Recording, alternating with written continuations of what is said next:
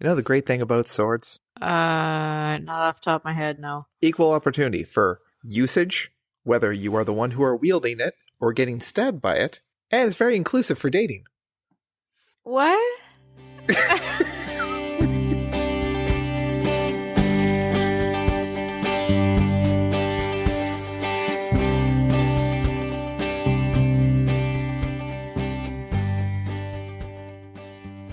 Hey, you beautiful people, and welcome to E-Day Fix, a podcast about a couple hyperfixating on obscure pop culture. I'm Paul Unger, and I've had 8 cups of coffee today, and ADHD said no.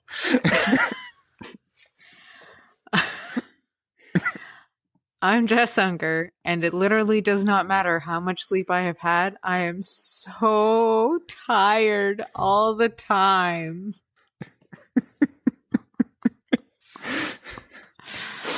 Sleep deficits are no joke, folks. Okay. I can feel my teeth in my mouth.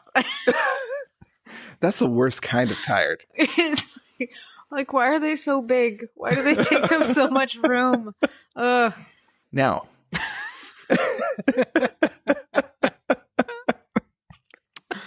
What are we talking about today, Paul? Now, on today's episode, we are going to be talking about something that's very inclusive to the Alphabet Mafia. And while we are recording during Pride Month, this will not come out during Pride Month. But here on E-Day Fix, we are here for the queer all the time. And much like Ebenezer Scrooge in the finale of A Christmas Carol, it's something that you should carry in your heart all year round.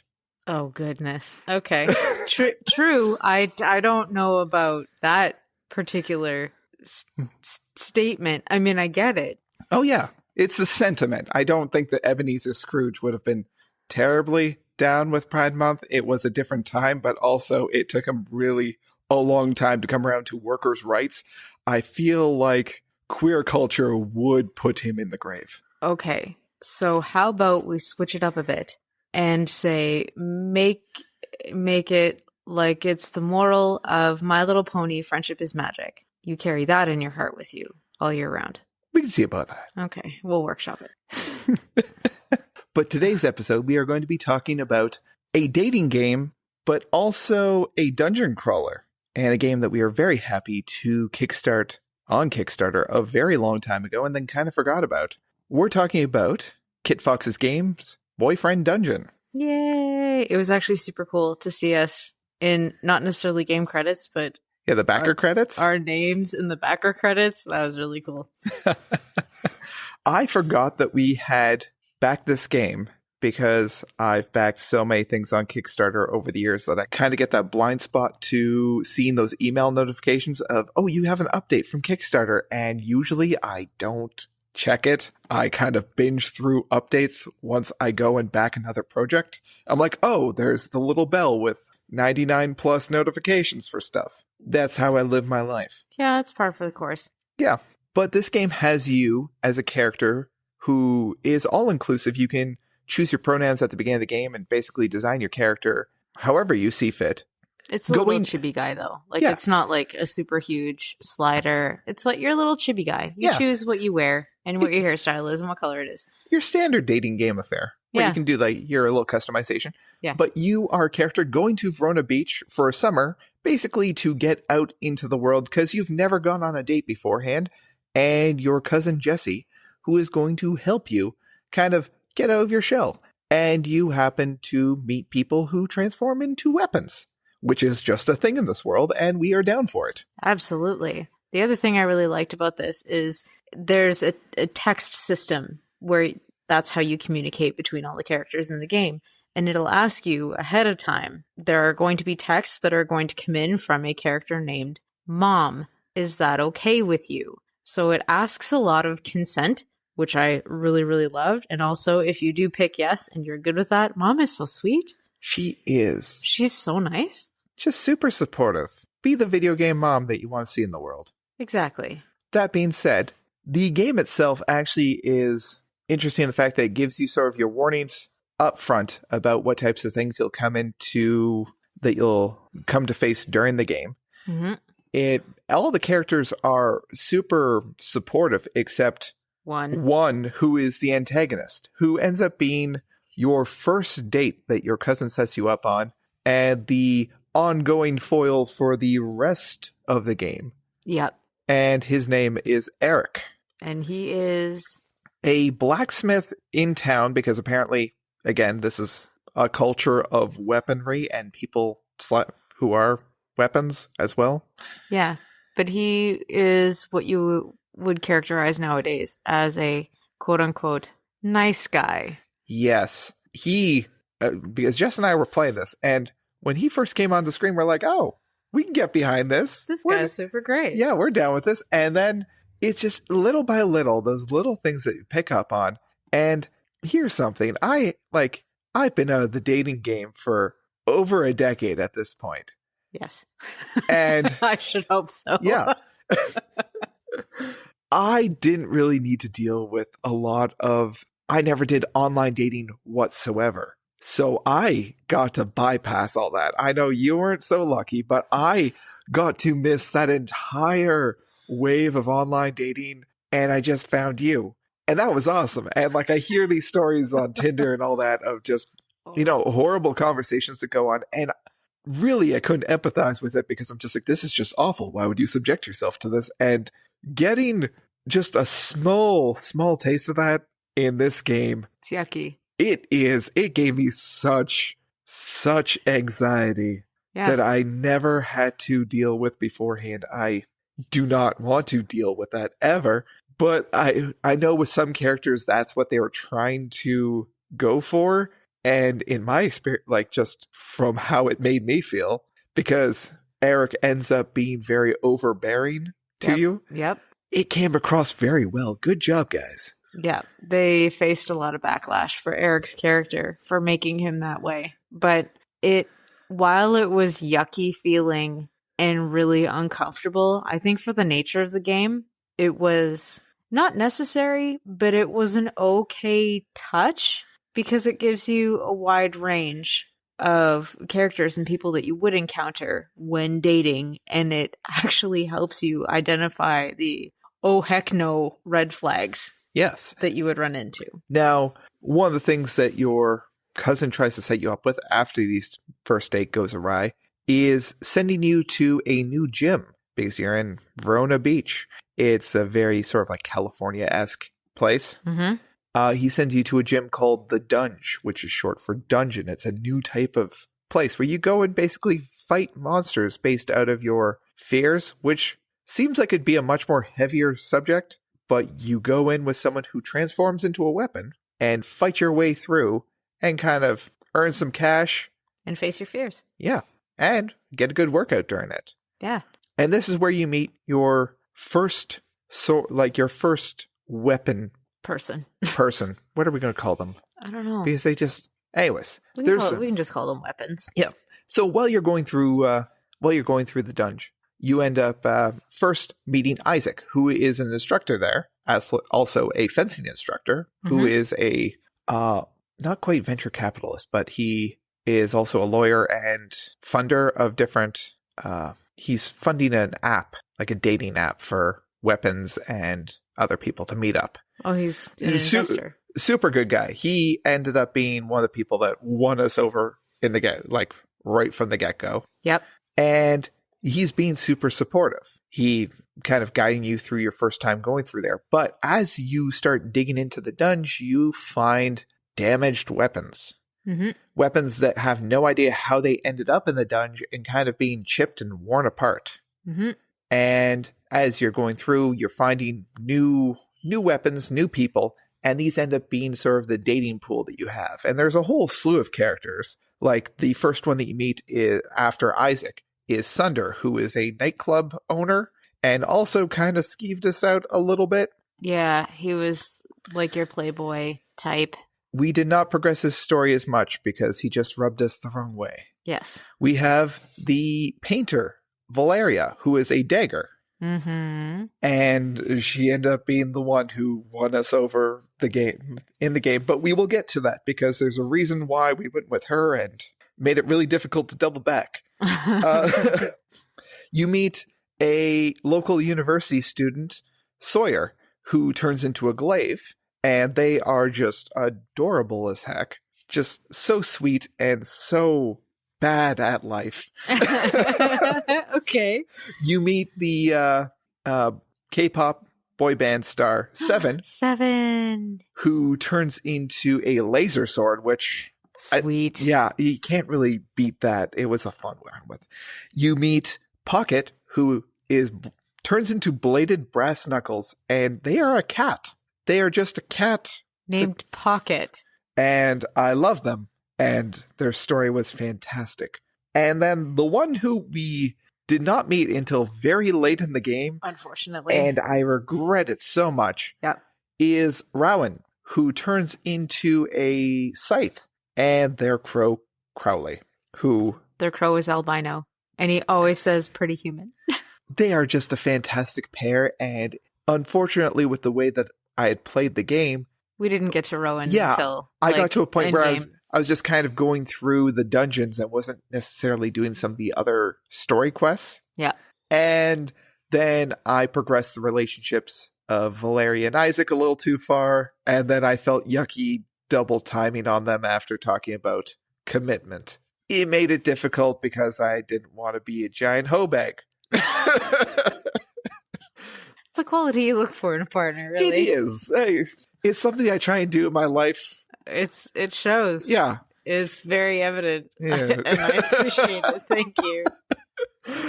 So the casts that they give you to actually date and explore relationships with are just okay. Aside from Sunder, I'm sure that the trope of this skeezy guy, as you build this relationship, builds towards, a much more meaningful relationship, but we didn't go down that path. Mm-hmm. And I think by the end of the game, we're just like, we would just be, all that was left to like max the relationship out was on Sunder, and we were at the end of the game. Yeah. And we pretty much predicted what was going to happen anyway, which kind of took a little bit of the fun out of it. So, but with all these other relationships, it's about sort of building up a level of intimacy where you actually get to see that vulnerability and people working through those insecurities that they have. Mm-hmm.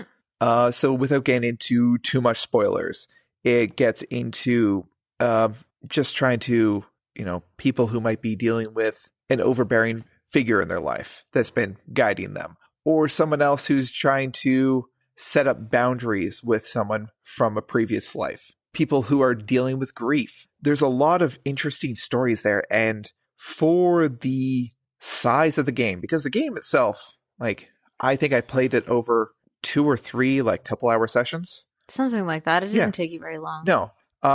It ended up being a really nice experience where just the writing, the voice acting in the game when it is there is very good. Oh yeah. Mm-hmm. It just also very meaningful. It was nice. And being able to kind of tailor your character around to how you wanted them to be. Mm-hmm. It was you can... There's conversation options. Yeah. Yeah.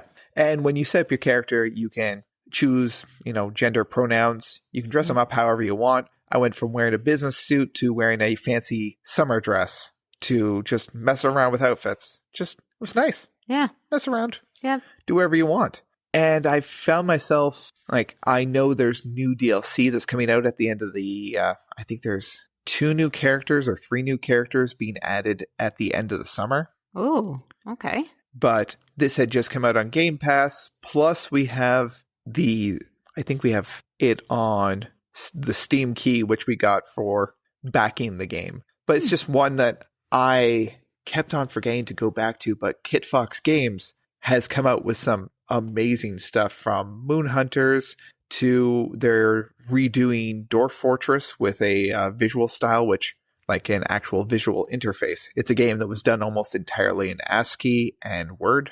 Oh, wow. And it's one of those...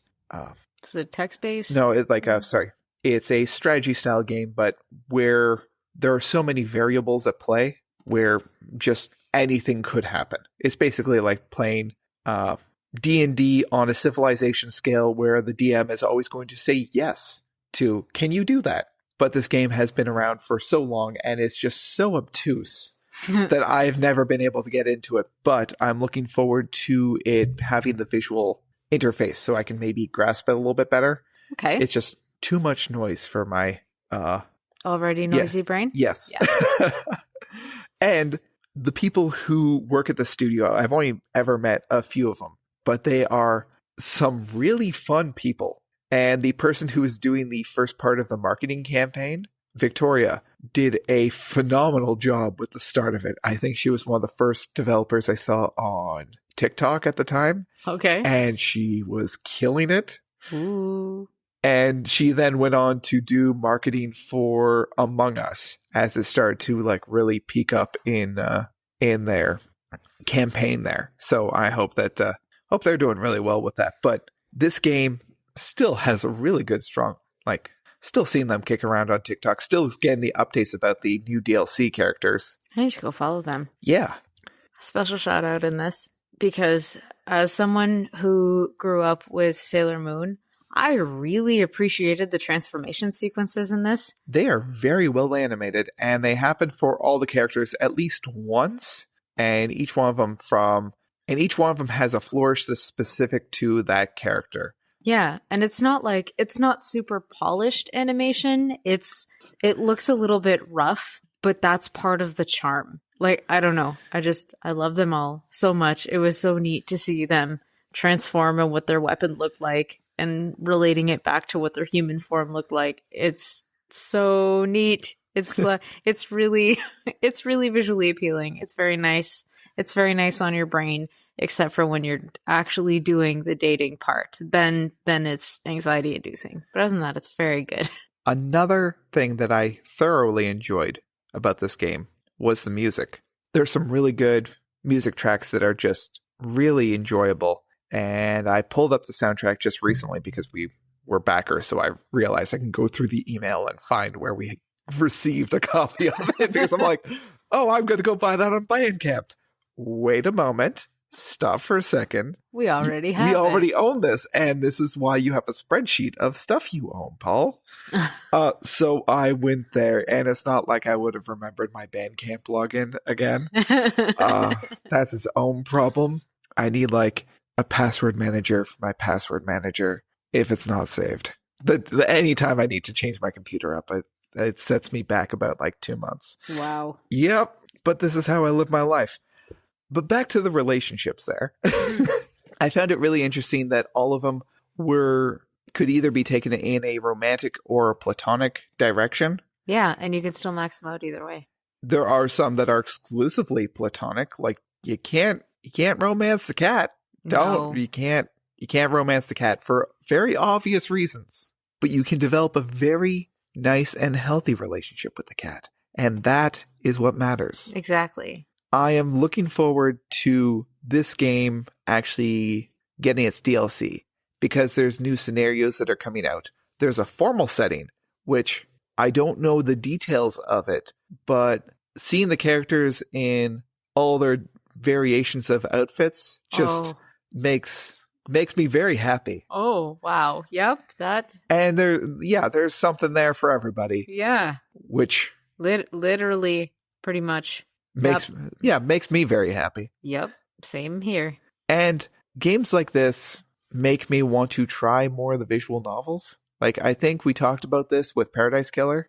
Yeah. Where it was a visual novel, but it was an investigation.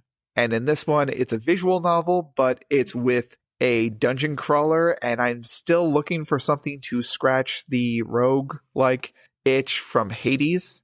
Oh, okay. And this is getting a little bit of that. Okay. And I'm starting to like visual novels a little bit more, because I know I'm trying... Oh, what was the one, the Japanese visual novel that made me just acutely aware that someone had discovered digital numbers and made it my problem? It was like the escape room style one, and it's going to bug me that I can't remember it. Not the Akiro?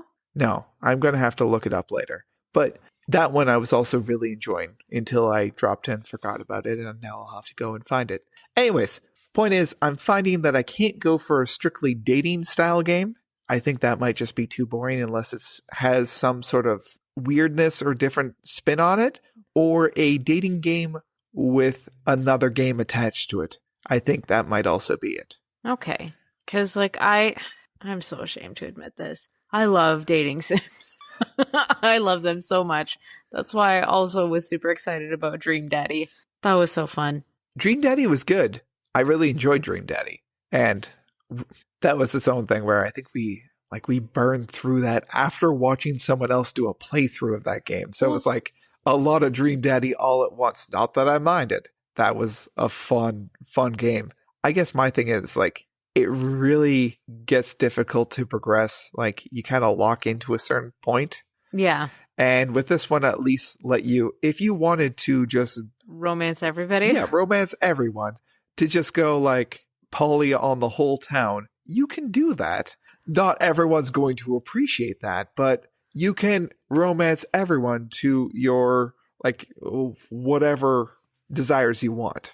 In other like more traditional dating games, you get to a point where like fairly early on in the relationship, this even happens in Mass Effect, where you get to a point where people will start being contentious and you need to pick one and you can't make that, like, you can't unring that bell. Okay.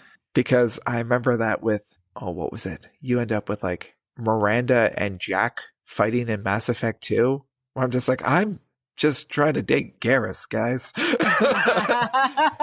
Then I realized that Garrus was straight and had to go back and play all 3 games as a female. Worth it. Yeah, don't get me wrong. Every time I go and play that game, that whole series of games, it's just about like, okay, it's Garrus or Thane. Those are my two. Those are my two choices. I can't even talk about Thane. Oh, but that's, I don't know. I think the thing about dating games in other genres is it adds a level of complexity, emotionality to it that you can get invested on. You can imprint on. You can, I don't know what the right word is, but you can basically. It makes it immersive. Yeah. Yeah. And in this game, it's a lot of healthy relationships, and it's running as a sort of parallel to a very negative relationship that you're seeing with Eric. And with the conclusion being that you are a positive force while he is being a negative force, while both going on the same journey. Yeah. It has just a very lovely ending and kind of makes me really wish that we could revisit Verona Beach again sometime soon. Maybe my turn. Yes, definitely. But this one was actually very nice to go to after sort of the dark spiral of hyperfixation that I kind of fell into last time. Last time, it was rough going into that, like, into all that history, and that just kind of spiraled into me going into a bunch of, like, other news and history and ugh. Oh, yeah, it was a nice reprieve from the horrifying facts of Hawaii. Yes. But we're past that now. Yes. And now I think we're just going to be on like a feel-good detox, even though that this gave me some like big panic about dating. Like this did give me some legit anxiety from some of the texts that I received. It's just like, oh no, like this is like, I don't know, not as bad as some other, like as like the real world is. This is like watered down so much. And just that alone, just even getting like a small drop of that, just awful. Yeah. This is why. So happy I'm married. I don't have to do that anymore, or hopefully ever again. So now that we've discussed that, is there anything outside of Hawaii-related things that you've been hyperfixating on lately? I know for myself, I've been kind of, apparently as like my feel-good content is horror podcasts. That is my comfort food of just background noise. So I've been going through the Magnus archives again. Okay. Because that makes me feel good. And Hello from the Hallowoods, which all that together has made me just want to start writing some more because I have some spooky ideas kicking around in my brain, but like in a good way that makes me feel good and not like the dark way that makes me feel bad about living. So in like a Junji Ito way? Yes. Okay. Yeah, like I want to write spooky stuff, but I'm in a good mood about it. I'm not writing happy-go-lucky stuff and just feeling like I'm dead inside. Miyazaki. Yes. How about yourself? Well, I wouldn't necessarily call it a hyperfixation, but I managed to bring the idea in my brain to fruition again through the magical art and witchcraft that is crocheting. Not that we discuss our children much, but our oldest little is 6, and she has this giant imagination, and she's silly as all get out. She took a liking to Baba Black Sheep, but found black to be boring. So one night before going to bed, she asked me to sing Baba Black Sheep, but pick a different color. So I said, okay, and me thinking I'm all smart. So Baba Chartreuse Sheep. Well, she thought it was the most hilarious thing ever, and I must have sang it every night for 2 whole weeks. I sang it forever. She still enjoys it. And I got to thinking, if I could find the yarn, I could make a chartreuse sheep. And I found the yarn, and I made the sheep. And it's currently sleeping with her right now. So now she has a chartreuse sheep. And she's very happy with it. And for those of you who do not know, chartreuse is a yellowy, greeny shade of green. It's an interesting shade of green. So, to be honest, I don't think I knew what chartreuse was before you bought the yarn. I'm terrible when it comes to the non-regularly shown colors. When someone's just like, oh, like I'm like, I like teal. It's like, okay, think to teal. No, that's turquoise. Okay. So like and the worst part is I've done like graphic design and stuff like that. Like I can find it on a computer, but if you ask me to visualize a color and it's one of the not like on a rainbow colors, I am not going to be able to think of it accurately. Okay, that's fair. The only reason I know of it is because, and I wish I remembered what the actual card game was. It's from Recess. There was an episode of Recess where everyone gets super into this card game. It's like a trading card game, like Pokemon Magic the Gathering type thing. Everyone on the playground is obsessed with it, except, of course, TJ's group. And at one point, Spinelli's making fun of them, like, oh, I seem to have misplaced my chartreuse giraffe, because it was colors and animals, and the colors were all ridiculous, and of course the animals were ridiculous. I'm like, what? My tiny 14-year-old brain watching Recess, going, what is chartreuse? And going down to my Hewlett-Packard brick of a computer, dial-up, Google, no, I lie, ask Jeeves what chartreuse was. And ever since, that color's stuck in a brain wrinkle. I'm just baffled that you didn't go to Yahoo. No, it was always Ask Jeeves. Okay. I did Yahoo for multiple sources. If I was writing an essay and I needed sources, you had to go to different spots, right? You couldn't just go to one. So you do your Google, you do your Yahoo, and you do your Ask Jeeves and see if you could find other stuff for a bigger variety of sources. I'm not old, you are. That's categorically false. Shut up. But I think over the next little bit, we're going to be keeping it with the not quite light and fluffy, but the feel-good content before we dive into anything heavy, because there's some good stuff to get into, and I think right now my brain needs good vibes. Can be spooky vibes, but needs to be good vibes. Good spooky vibes. Good spooky vibes. Spooky, scary skeletons, but good vibes only. Yeah. Like the ones that play their ribs like xylophones. That's the type of spooky, scary skeleton that I'm looking for. That's perfect.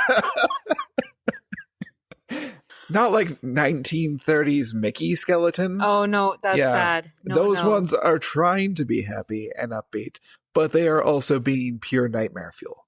I remember showing that to our daughter when I ended up finding it, and she was all in her like 2.5, 3-year-old spooky scary face, and she loved it. She watched it for so long. Oh my gosh.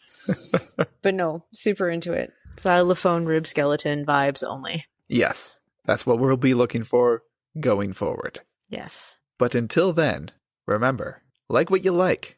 No matter what the mean kids say. Bye. Bye. Big thank you to Ethel and the Androids for the use of their song Used to Know You for the intro and the outro. You can find the link to their SoundCloud in the show description, as well as all our links to our social media. And thanks for tuning in and listening to our podcast. If you like the show, be sure to review and subscribe on the podcast platform of your choice.